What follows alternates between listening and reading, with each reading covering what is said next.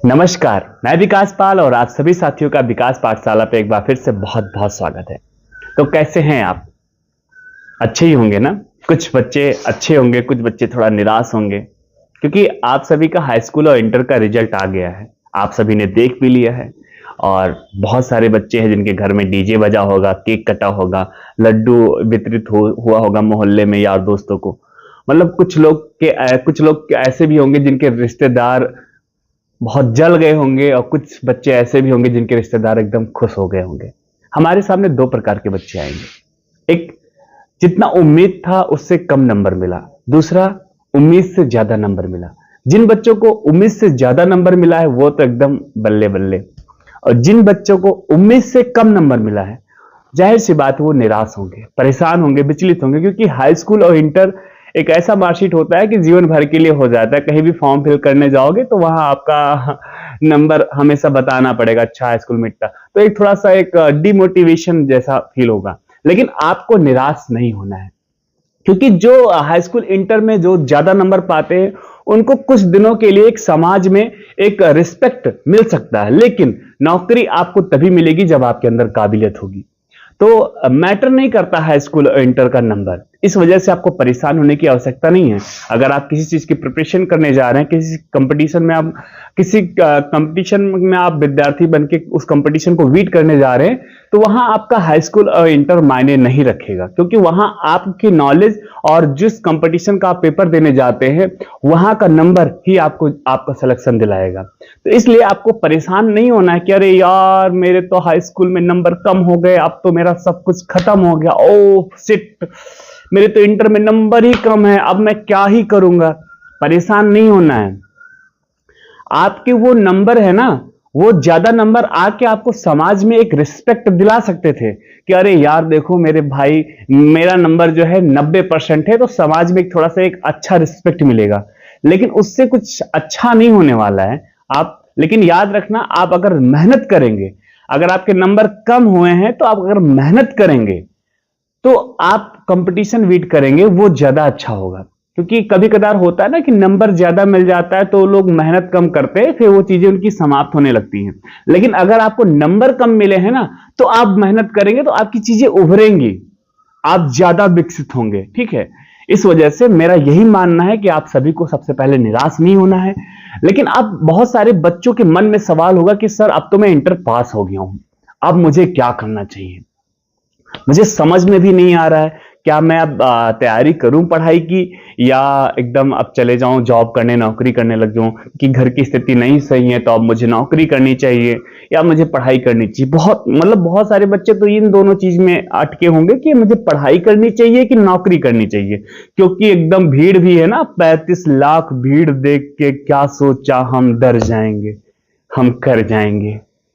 तो बहुत सारे बच्चों के मन में सवाल आता होगा। बहुत सारे बच्चों ने सोचा होगा कि मैं इंटर के बाद एसएससी की तैयारी करूंगा। SSC means staff selection commission. बहुत सारे बच्चों का मन होगा कि मैं बैंकिंग की तैयारी करूंगा। बहुत सारे बच्चों का मन होगा डीएम बनने का, एसडीएम बनने का, आईएएस बीट करने का, पीसीएस निकालने का। बहुत सारे बच्चों का सपना होगा कि मैं आईपीएस बनूंगा, एकदम जवान बनूंगा, एकदम पूरा प्रशासन, एक जिले का प्रशासन मेरे मुट्ठी में होगा। बहुत सारे बच्चों का मन होगा एसपी बनने का। मतलब सबका एक अपना अपना सपना है। बहुत सारे बच्चे इंजीनियर बनना चाहते होंगे, डॉक्टर बनना चाहते होंगे। तो आप क्या बनना चाहते हैं? मैं चाहता हूं कमेंट में एक बार आप मेंशन करें कि हाँ सर मैं ये बनना चाहता हूं। मतलब मैं ये चाहता हूं कि बचपन से जो सपना था, क्या वही अभी भी सपना है आपका? जैसे बचपन में पापा और हम लोग परिवार में बैठ के एक विचार हुआ कि मेरा बेटा ये बनेगा, और फिर मुझे भी समझ में आया कि हाँ मुझे ये बनना चाहिए। तो क्या अभी भी आप तो अब इंटर पास हो चुके हैं ना, तो क्या अभी भी आपके मन में वही सवाल है कि हाँ परिवार का भी मन है, मेरा भी सपना है, मैं यही बनूंगा?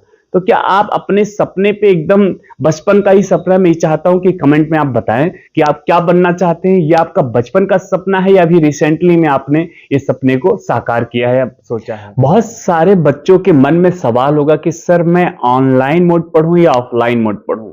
मतलब अगर ऑनलाइन मोड पढ़ोगे तो एक बेनिफिट है ऑनलाइन मोड में कि ऑनलाइन मोड में आपको घर से बाहर जाने की आवश्यकता नहीं पड़ेगी। ऑफलाइन मोड में क्या है, आपको बाहर जाना पड़ेगा। जैसे आप एलियन में पढ़ना चाहते हैं, एलन में पढ़ना चाहते हैं, एलन में, तो आपको राजस्थान जाना पड़ेगा।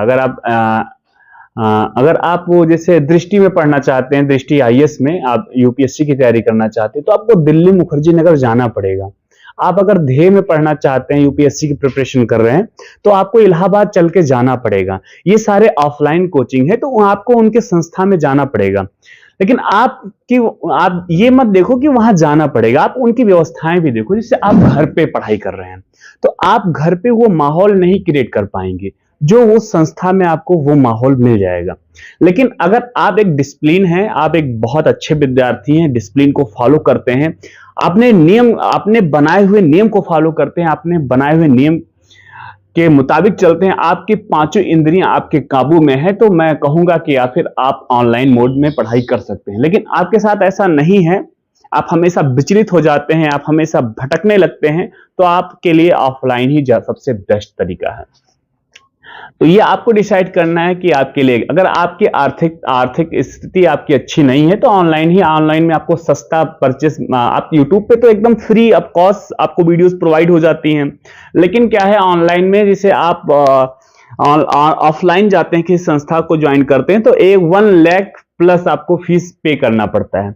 लेकिन वही ऑफलाइन में आप 10,000 से नीचे फीस को पे करके आप ज्वाइन कर सकते हैं। 5,000 6,000 रुपए फीस पे करके आप उस कंपटीशन की तैयारी कर सकते हैं। और सेम पैटर्न ऑफलाइन में जो होता है सेम ऑनलाइन में होता है। आपको ऑनलाइन में भी डाउट क्लास मिलेगा, पीडीएफ मिलेगा, एमसीक्यूज मिलेंगे, तथा आपको बात करने का मौका मिलेगा, और हर संडे को आपको एक वीकली टेस्ट मिलेगा। ठीक है, तो ऐसा नहीं है ऑफलाइन ऑनलाइन में ज्यादा कुछ अंतर नहीं है, बस अंतर है तो सिर्फ माहौल का और एक डिसिप्लिन का। आप ऑफलाइन अगर ज्वाइन करते हैं तो आपको डिसिप्लिन स्वयं आपको क्रिएट करना पड़ता है, स्वयं आप नियम बनाएंगे, स्वयं उस नियम को फॉलो करेंगे। लेकिन अगर आप अगर ऑनलाइन अगर ज्वाइन करते हैं, तो ऑनलाइन में आपको स्वयं अपना डिसिप्लिन बनाना पड़ेगा, स्वयं उस डिसिप्लिन को फॉलो करना पड़ेगा। लेकिन अगर आप ऑफलाइन ज्वाइन करते हैं, तो आपको उस संस्था का डिसिप्लिन को फॉलो करना पड़ेगा। वहां पर जैसे आपका कोचिंग का टाइम 9 बजे है, तो आपको 8:30 बजे निकलना पड़ेगा। 9 बजे से आपको 2-3 मिनट पहले ही पहुंचना पड़ेगा। और उसके बाद में अगर 3 बजे आप वहां एग्जिट होते हैं, तो 3 बजे ही एग्जिट होंगे। वहां आपका मन नहीं चलेगा, मेरा पढ़ने का मन नहीं है, उठाया बस्ता चल दिया, ऐसा कुछ नहीं होने वाला। वहां आपको संस्था के डिसिप्लिन के अनुसार चलना पड़ेगा।